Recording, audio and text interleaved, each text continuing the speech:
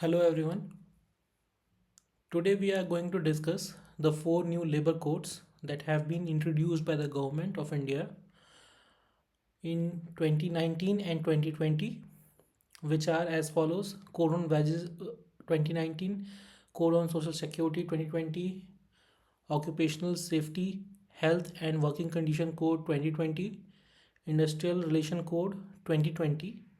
All these codes were notified earlier but being effective from 21st of November 2025. So in today's video, we are going to focus only on Code on Wages 2019. And here I am going to discuss only the major or main points of these codes, not the full code in detail. Later I will also make a video on the full Code on Wages 2019. So let us start. So here are some important things that have been changed in this Code of Wages 2019, applicable to both organized and unorganized sector, regardless of wage ceiling. Earlier, it was only for organized sector and only for workers whose salary is less than 24,000 per month. But now it is also for organized and unorganized sector, and there is no ceiling of wage. Then the second point is basic pay plus dearness allowance should be greater than or equal to 50% of the total remuneration. What this mean? Let us see in the next slide. So the first 3 points in the inclusions: basic pay, dearness allowance, retaining allowances applicable in seasonal industries only. These three were always counted as a wages. And the second point is exclusions. Any other types of allowances like bonus, overtime, employer share, provident fund, ESIC, gratuity, retrenchment, special allowances, etc. These are other allowances. So now what the government has said ki if the first portion, first three things should never be less than 50% of the total salary, gross salary. If the exclusions were greater than 50%, then the extra thing more than 50% जो है वो जो है हम वापस से add कर देंगे इंक्लूजन्स में, और वो वेज का पार्ट हो जाएगा. ऐसा गवर्नमेंट ने इसलिए किया है क्योंकि पहले जो है बहुत सारे एजेंसीज कॉन्ट्रैक्टर्स जो है क्या करते थे कि बेसिक पे ही कम दिखाते थे, नंबर ऑफ अटेंडेंस कम कर देते थे, तो उससे उनका बेसिक पे कम हो जाता था और उसी के बेसिस पे ये सारे अदर अलाउंसेस मिलते हैं. तो जब आपने बेसिक ही कम कर दिया तो बाकी सारे ओवर टाइम, ग्रेचुइटी, बोनस सब कुछ कम हो जाएगा. तो उसको रोकने के लिए इन्होंने क्या बोला कि जो आपका वेजेस है, वेजेस की जो डेफिनेशन है उसमें आपका बेसिक पे, डीएनएस अलाउंस और रिटेनिंग अलाउंसेस मिल करके ऑलवेज ग्रेटर देन 50 या 50 होने चाहिए, 50%. Next, the third point is central government will fix a universal floor wage. States cannot fix minimum wages below this.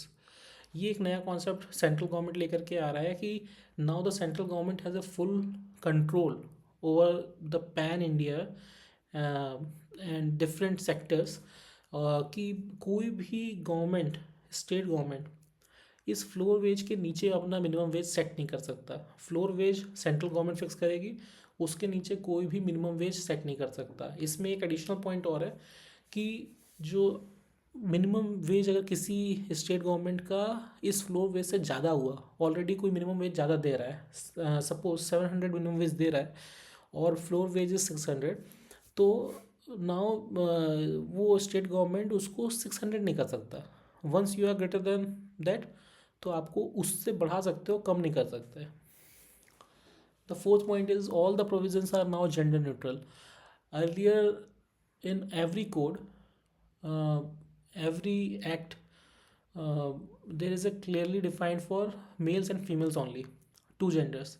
But now all the provisions are gender neutral, means any other gender than male and female are also considered in this, and no discrimination on the basis of gender is there. Now the fifth point is limitation period for filing claims enhanced to 3 years. Earlier it was for 6 months to 2 years. Any worker who want to claim for any dispute regarding wages. So he has only 2 years in hands. 2 साल के अंदर ही उसको claim करना है, 2 साल के बाद वो क्लेम नहीं कर सकता था. Now this period has been increase to 3 years. The sixth point is employer must pay at least 8.33% bonus even if a dispute is pending adjudication. Earlier, employer could withhold disputes bonus until final disposal. पहले जो है employer जो है bonus hold कर लेता था किसी worker का, अगर कर सकता था जब वो उसके ऊपर कोई डिस्प्यूट चल रहा हो कहीं कोर्ट में, लेबर कोर्ट में. But now government has said कि you cannot retain the bonus even in that period also, you have to pay. Seventh, now sexual harassment added as a ground for bonus disqualification. Earlier it was only in the cases of fraud or violent behaviors. अगर कोई worker sexual harassment case में उसके ऊपर कोई case लगता है तो उस केस में उसका बोनस डिस्क्वालीफाई हो सकता है. Eighth, payment of due wages with in 2 working days of resignation. अगर कोई वर्कर रिज़ाइन करके जा रहा है किसी एजेंसी से या कंपनी से, तो उसके जो ड्यू वेजेस हैं वो with in 2 working days, next 2 working days में उसे मिल जाना चाहिए. Penalty for paying less than due wages, maximum penalty was for first offence is ₹50,000. Maximum penalty on repetition of offences within 5 years of previous offence, imprisonment of 3 months or fine of ₹1 lakh or both. Penalty for contravention of other provisions on wage code, maximum penalty for first offence fine is ₹20,000, and if the same offence is repeated within 5 years of previous offence, then 1 month imprisonment or fine of 40,000 or both. Working hours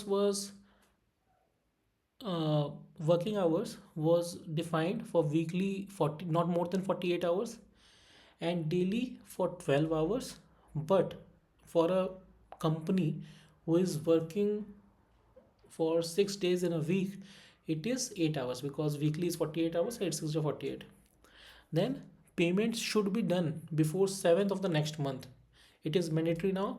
Earlier there were different cases, different courts. Some says 7th, some says 10th. There is a confusion.